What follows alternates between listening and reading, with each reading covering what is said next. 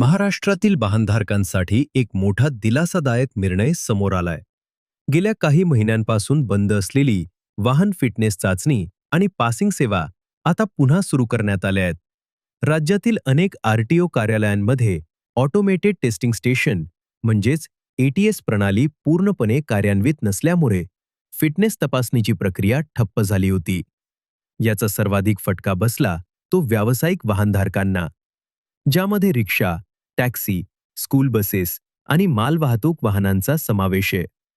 या सगळ्या पार्श्वभूमीवर केंद्र सरकारने वाहन फिटनेस आणि नूतनीकरण प्रक्रियेसाठी ऑक्टोबर 2026 पर्यंत मुदतवाढ दिली आहे. त्यामुळे हजारो रिक्षा चालक, टेम्पो चालक आणि लहान वाहतूकदारांना मोठा दिलासा मिळालाय. जर तुमचं वाहन फिटनेस किंवा नूतनीकरणासाठी अडकलेलं असेल, तर आता तुम्हाला मोठा दिलासा मिळणार आहे. ही माहिती इतर वाहनधारकांपर्यंत नक्की पोचवा.